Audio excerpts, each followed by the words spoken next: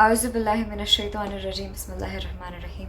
Hi guys, assalamu alaikum warahmatullahi wabarakatahu. I hope you guys are doing absolutely amazing. Welcome or welcome back to my channel. You read the title right. It is either I have written that people pleasing is a shirk or that people pleasing is another form of slavery, and I absolutely truly stick to that. I know it sounds a little bit exaggerated, but let me just break it down to you in a clearer manner. Listen, when you are people pleasing, you are just either doing it because you think that you are inferior to the person that you're trying to please or do something for, so that you get their validation and you get their approval, or you might feel like there is a void in you that needs to fill and the person in front of you might be able to fill. There might be an emptiness that the person in front of you might be able to fill, that doing something for that person will be fulfilling for you, because you might then develop an expectation naturally. Or maybe that person that you're trying to people please triggers something in you that you still need to work on. Maybe that person is somebody that likes to be chased, that likes to have people roam around them, have people, maybe that person is entitled and you've been around entitled people, and all you know might be that you naturally submit to entitled people and you start doing things just because they think they deserve it, because they're narcissistic and they want it. In the process, you burn yourself up because you're constantly trying to do something for others, and that drains an individual's soul. And I repeat, it is one of my favorite verses in the Quran where Allah has asked us to take care of our soul. Engaging in things such as people pleasing, putting other people on the pedestal, believing falsehood, unworthy of our time sort of things. Literally, like, people are not perfect, only God is perfect. So when you put people on pedestal, that is something that's an issue. If you are able to please this person, then you won't be lonely, because you might feel like this is your only source of comfort, and they will give you like company and they will give you their presence in return of you literally draining yourself out, self-sacrificing to serve them. I just want to know, why do you consider yourself so low in worth? Why is your self-esteem so low that you are so on the verge of people pleasing if you do that? And if you are doing it with people that are entitled, why do you put them on pedestal? Just two questions from you. And not even answer me, answer yourself about this. Why am I trying to serve people that are entitled? Why am I trying to serve people that don't do anything for me in return? See, I'm all about goodness. I'm all about spreading niceness. I believe that niceness, politeness are amazing, beautiful, precious words. But the connotation with which we use these words and address these words are not good lately. Because we try to say that you have to be nice to the people that are not nice to you. You have to be... See, it's important that you are yourself always, and if you're a kind individual and if you know niceness only, I'm not telling you go and learn how to be rude and expertise yourself in negativity and literally waste your time to win against insecure people and against hateful people who are anyways on the wrong side, because hate never prevails over love. Love always prevails over hate. So I'm not telling you that become a bitter person to deal with them, but I'm definitely telling you that distance yourself as and when required, draw your boundaries and set them straight and clear as and when required, even if it is with politeness. And if the person in front of you does not want to agree to that, does not obey that, does not respect your boundaries, then walk away as and when required.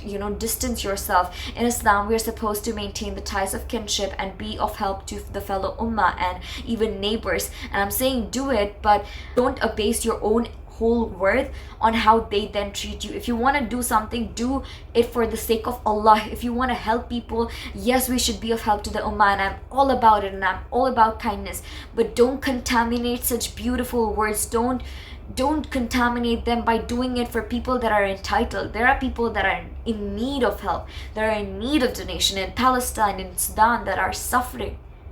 Kids are like, it's unimaginable situations that they are in, right? So we can help them, we can pray for them. So instead of like trying to be there for people who actually need help, why are we trying to serve the people that are entitled? Why are we trying to please the people that are not getting pleased by you, that are self-satisfying, entitled, self-serving all the time. The thing is, I'm all about self-love. I take care of myself. I do things, multiple things in a day to make myself happy and fulfilled and to fill my cup, basically. But what I'm not doing is I force anyone to be a part of my reality. I don't tell people that, you know what, you have to do things for me. Like, I ask for help to people who are close to me, but I'm not forcing people. I don't tell that you are supposed to be serving me to anybody. I don't tell anybody that you're supposed to be the one that's gonna take me out of my slump, that you are supposed to sort of just be there for me always. I do it for myself. And a person who takes complete and utter self accountability and who's there for themselves without expecting others to be there for them because they just want to fill their cup, I really respect such people as well, because they don't need people. But somebody that is always like reaching out to you, you know such people, you guys, we all know such people who are always reaching out to us, who are trying to be nice to us, get all the advices from us, and suddenly disappear when you need advice from them, right? And they're never available, they're constantly disappointing. What's the point of these people? You know, we complain about there being narcissistic, egoistic people in this world, but think about how sometimes we end up serving these kind of people more than the people who are actually in need of help. We put categories amongst people, we divide people, and we're like, this person deserves help because they are just like maybe just the wealthiest out there, they have a status to their name and everything. But what status in the grave? What is that money gonna do to them in the grave? It's all about what kind of a human they were. It's all about what was their message. It's all about how did a person feel when they were around the person. It's all about what that person did to please God Almighty, and what that person did even for themselves that set a positive example. Maybe not even including others being there for them, because others are always Zariya, you know. Entitled people force others to be there for them and get upset when you're not available for them, you know. Nobody owes anybody being there for them when their own cup is not full. Like, if my cup is not full, I'm not gonna try to be there for other people. Like, someone's gonna tell me, hey, I want your help from this, do this for me. I'm like, no, I am actually not feeling my best right now. I'm gonna come back to you when I feel better, if I do. That's how I speak to people. And I ask people, like, if somebody's like relentlessly asking me for advices, now I start asking them, how about you give me advices, you know? How about you be there for me? How about you tell me? Because even I don't feel my best. Sometimes be vulnerable, because the people that are always the strongest, that come across as the strongest, people use them a lot. And giving advices is one of my most favorite things to do, honestly. But I'm talking that there are some people that command you. Do this, do that, do this, do that. No? Why would you do it? Who like, I'm not gonna listen to your command. Who are you? Literally, a human. Yeah, be respectful. We're all humans. We've all come to this planet to fulfill our purposes. And also, like, we pedestalize these celebrities so much, you guys. So much. I don't care about the edits that are made on them. I don't care about all of that. But the thing is, we pedestalize people we don't even know personally. We don't know them. Like, they don't talk about their personal life. They just put pictures. They just do stuff, create controversies because they get numbers of views. Okay, well and good for them. The thing is that when you put those people on the pedestal, when you're in their DM, sending them thousands of DM, not even getting one reply, yeah, as opposed to sort of putting all your energy and time and pedestalizing such people, very intensely look into how many years of life you have lived for, because that has a lot to do with what your future would be like. Because God has given you these experiences that you have so closely, so intensely experienced firsthand for yourself. That is nothing compared to how much you know about so-called celebrities that you're head over the heels fangirling or fanboying over. You have so many years that God has given you. How about you learn from those experiences? How about you reflect back and realize, what has life so far taught me? What has my past, what has everything that has ever happened to me pushed me to doing or being? Put that not on the pedestal, but think intensely about that. So that later in life, your experiences, your learnings, if you're able to reflect back and analyze your past, help you to deal with stuff in the future, to find your purpose, to be of help to others, to sort of even live life and set an example for your future generations even. I used to be that girl in my class. Anybody could walk all over. Because I was afraid of being lonely, I would literally give them all my access. I wouldn't even see, do I like them? Do I like them? Do I like being around them? I wouldn't care about that. I would just be like, as long as I'm not lonely. And also, we lay such a negative light and we look at loneliness in such a wrong way. I have been asked so many times, don't you get bored when you go out alone? Don't you get bored alone? No, it's solitude that Allah has given me in my life right now. I believe is one of the biggest blessings He has given me. Because when I was around people, everything that I went through, I never had time to process it.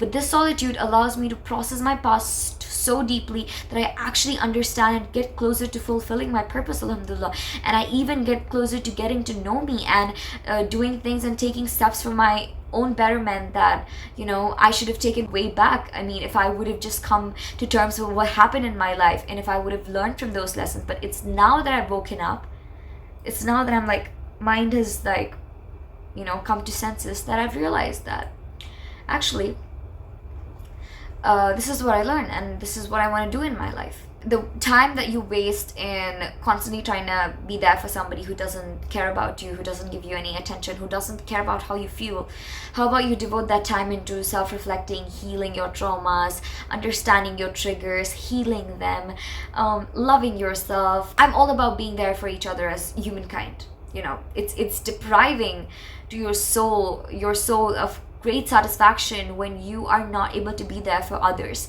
or for your fellow ummah.